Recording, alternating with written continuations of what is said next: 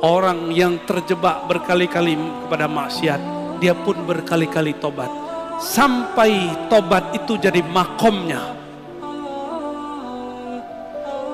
Jadi saya kalau melihat ada orang maksiat, saya bawakan ke diri saya sendiri. Antum jangan jijik ngelihat perempuan yang buka aurat. Mata antum kan menikmati, ya toh? Jujur tuh yang senyum-senyum tuh, jujur tuh. Ayo senyum. Pada bengong kan? Itu kita munafik ke dalam diri kita sendiri. Coba sesali, ya Allah, aku mengatakan orang itu hina, tapi aku menikmatinya. Gawat gak? Kita jijik katanya, benci melihat orang buka aurat, tapi mata antum tuh gak bisa lari dari dia. Bisa nggak mata kita lari dari orang cantik, bening, buka aurat? Nggak bisa. Antum nggak ghadul basar di depan orang. Antum bisa ghadul basar depan masyarakat, depan teman. Di rumah buka Instagram bisa ghadul basar nggak? Saya nggak yakin. Jangan sok suci. Maka karena kita ini nggak ada yang benar utuh, makom pertama yang mesti kita buka adalah makom taubah.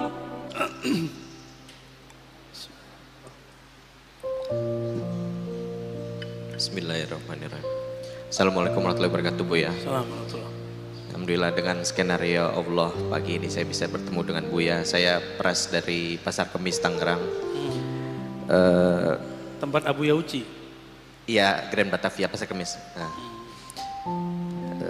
saya juga mengucapkan terima kasih kepada Buya telah membawakan cermin kepada saya, sehingga saya baru menyadari saya berpakaian seperti ini saya malu rasanya dengan perbuatan maksiat dulunya gitu. Cuman saya sedang belajar untuk memantaskan diri di hadapan Allah. Ada dua pertanyaan yang saya ingin tanyakan, Buya. Yang pertama, bagaimana menempatkan nafsu dalam amaliyah diri? Yang kedua, adakah tips atau cara pada saat muhasabah kita tidak terjebak dalam perenungan dosa? Mungkin itu saja, Buya, yang ingin saya sampaikan. Assalamualaikum warahmatullahi wabarakatuh. Assalamualaikum. Nafsu itu jangan dikasih kendor, karena ayatnya waman nahan nafsa, siapa yang menahan jiwanya dari kecondongan fujurnya, jangan dikasih kendor. Jangan masker doang yang bilang jangan kendor. Ini masker jangan kendor, giliran nafsu dibiarin. Nafs itu tidak hanya itu, nafs itu ada zahir ada batin. Zahirnya nafs makan, pengen terlihat lebih baik depan orang. Batinnya nafs pengen dihargai, pengen dianggap alim, pengen menggurui orang, tidak mau digurui. Ini hati-hati, masih ingat iblis? Iblis itu nafsnya pengen minta dihargai, bahasa Arabnya istakbaro. Jadi istakbaro itu bahasa halusnya pengen dihargai. Bukan saya pengen dihargai, tapi emang harusnya begitu. Nah, ini hati-hati. Orang-orang yang tersinggungan mulu hidupnya, hati-hati tuh. Jangan-jangan antum melihara kibr, salah satu karakternya nafs. Hati-hati, biasanya pengurus masjid kena ujian begitu tuh. Pengurus masjid, guru-guru, syekh-syekh, kiai-kiai, pejabat-pejabat, atau mantan pejabat. Dia mantan masih pengen dihargai seperti pejabat. Namanya post power syndrome, tahu? Ya, dia dulu ngurus masjid, sekarang kan bukan. Itu di banyak masjid saya ketemu begitu, Pak. Di banyak masjid, saya nggak tahu masjid sini ya. Dinamikanya mungkin 11-12 lah, bener ya. Sama lah, karena masjid ini tempat nyembah Allah. Setan nggak mau diem, Pak. Dia bikinlah pengurus tengkar sama pengurus. Antum yang tengkar kena udah. Kalau berbeda boleh, tengkar ya nggak boleh. Berselisih itu rahmat, yang nggak boleh itu takhasum, bermukhasamah.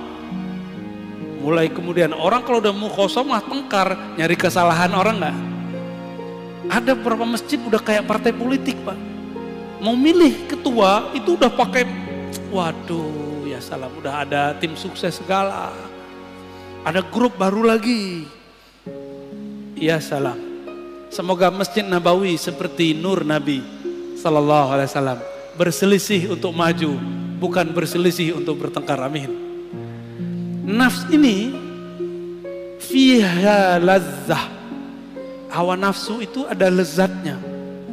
Ini saya ngomong begini, itu ada nafsunya. Kalau saya menikmati ngata-ngatain orang, maka saya niatkan kalam saya ini ngata-ngatain diri saya sendiri. Pahit loh Pak ngata-ngatain diri sendiri itu. Enggak enak banget ngata-ngatain diri sendiri itu. Maunya dia mau ngata-ngatain orang mulu. Enggak mau muhasabah diri, maunya menghisap orang mulu. Itu karakter kita tuh, karakter nafs itu. Berarti antum sudah bagus tuh pertanyaannya.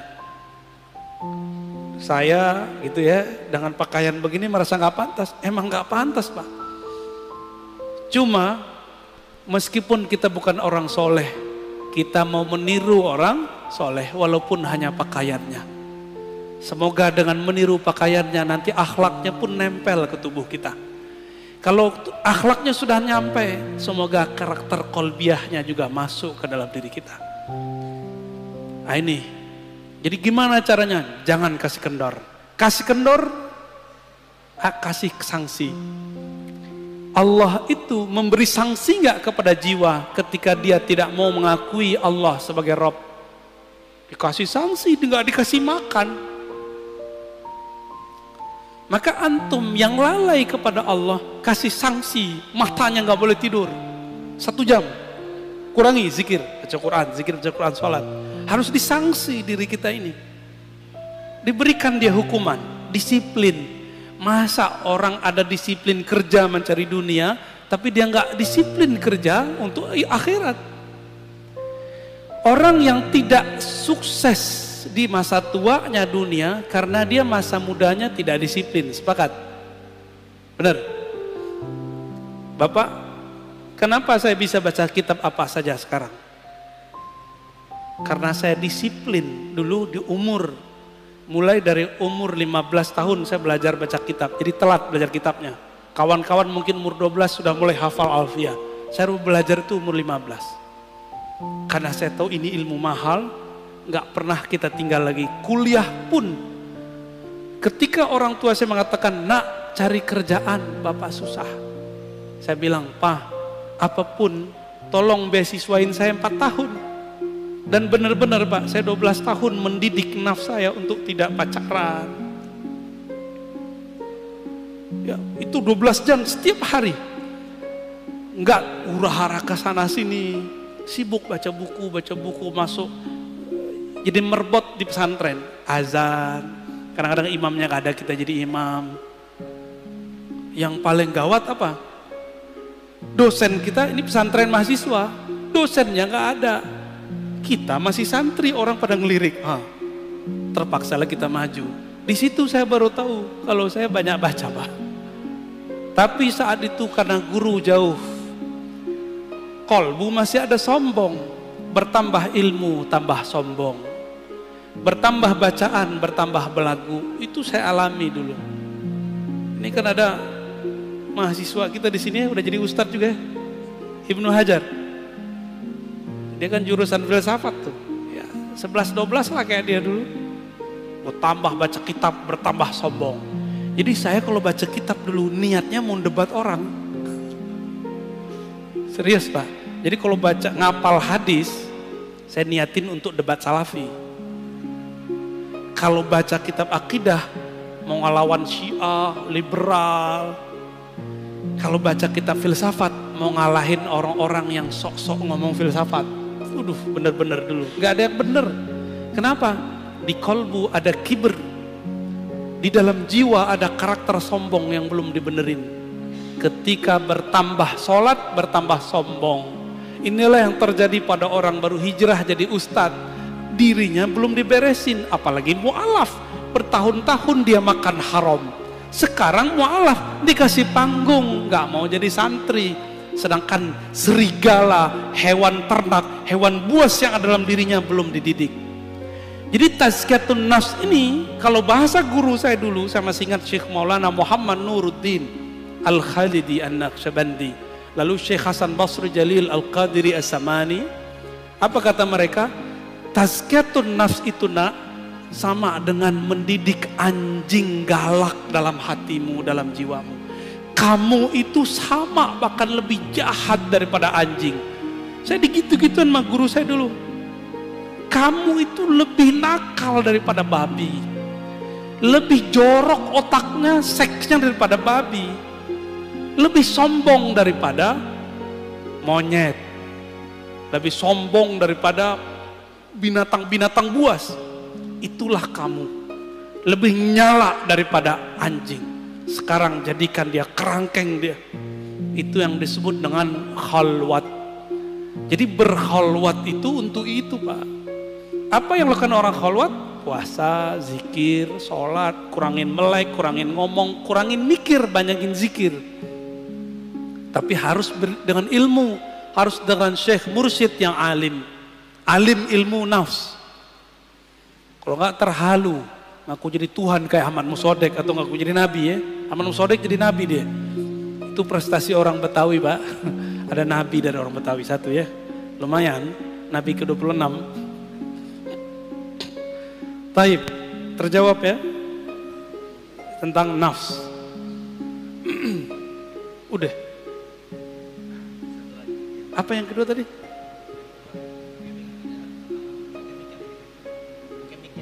Yang kenceng aja ya. Satu.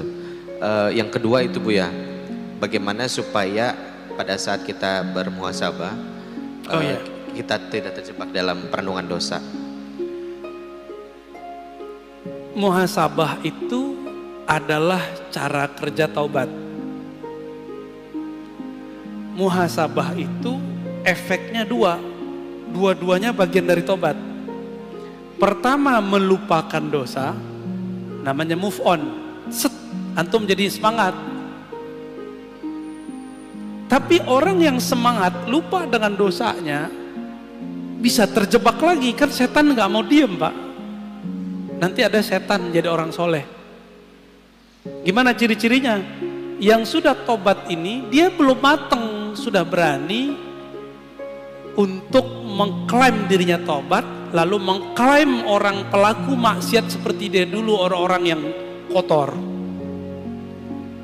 Ini banyak nih anak-anak hijrah banyak kejebak di sini karena tidak tahu seni muhasabah. Ketika kita muhasabah, dalam muhasabah pun ada setan. Itu ketika kita move on, apa yang kita rasakan? Kita menyalahkan masa lalu atau kita menyalahkan diri. Kita memandang hina orang yang melakukan masa lalu kita. Pekerjaan masa lalu kita itu masih dikerjain oleh teman kita. Kita memandang hina dia atau kita sayang kepada dia. Kalau antum sayang kepada dia, mengasihi dia, berarti sukses tobatnya. Innallaha yuhibbut tawwabin. Terjemahannya apa? Allah cinta orang yang tobat. Itu terjemahan antum. Kalau terjemahan ilmu ma'rifatnya beda lagi. Allah cinta para pendosa yang sadar dari dosanya. Itu arti aslinya. Berarti orang maksiat bisa dicintai Allah? Bisa. Maka saya katakan ke dalam diri saya yang suka maksiat, kepada teman-teman saya yang masih maksiat, Allah bisa jatuh cinta kepada kita, kepada antum semua. Yang penting mau tobat. Lah Ustadz, saya tobat besok ngerjain lagi. Udah tobat lagi. Sambalado, gak apa-apa. Tobat sambalado itu disebut tawwab, ghaffar. Apa arti ghaffar? Allah yang menerima istighfar berkali-kali. Tawwab, Allah yang menerima tobat lebih dari satu kali. Tolong jangan dengarkan lagi kalam ustadz yang dipinjam lisannya oleh setan dan mengatakan tidak boleh tobat berulang-ulang, tobat nanti saja. Itu setan yang ngomong, Pak. Karena Allah mengatakan tentang ciri-ciri orang yang mengundur-undur tobat, nanti saja kami tobat. Benar gak? Ada kan ayatnya? Ada ayatnya.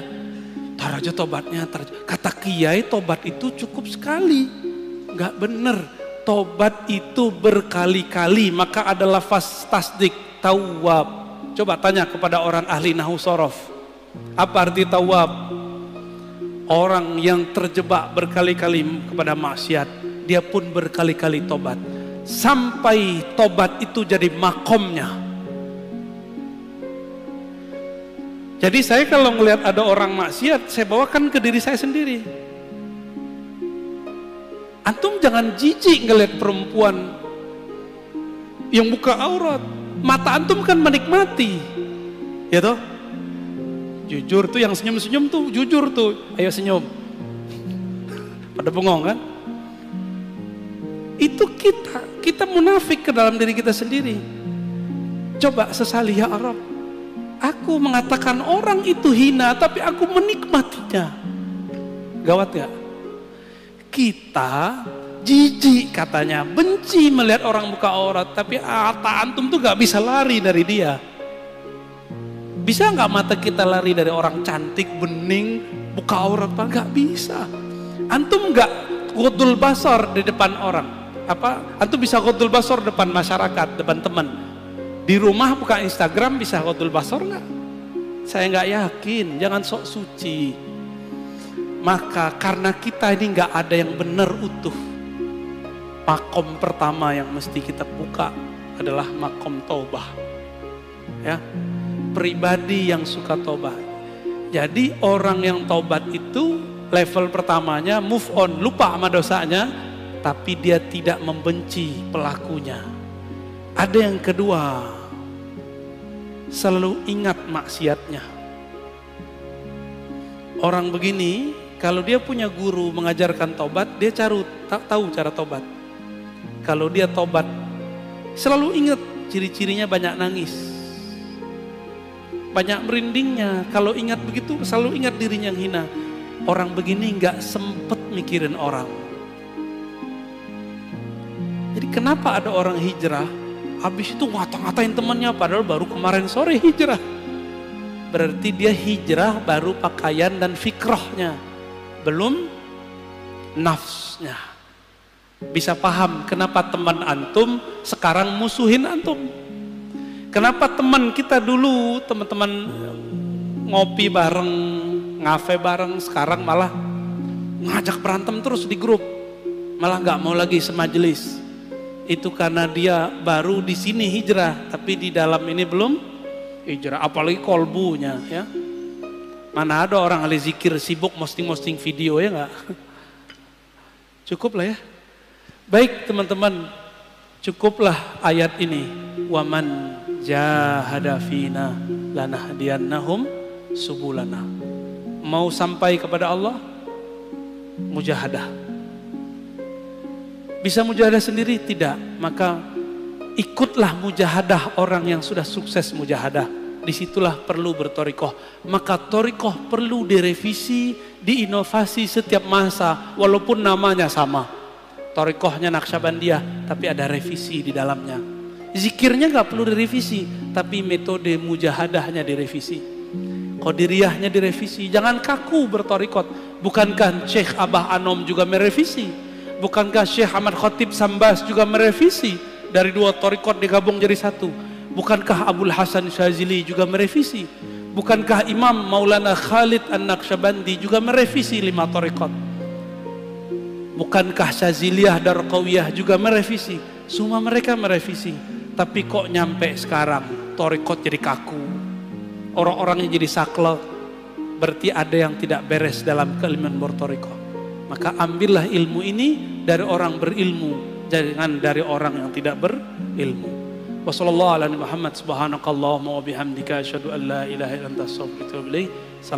warahmatullahi wabarakatuh. Masih ada waktu sholat syuruk, ya silakan.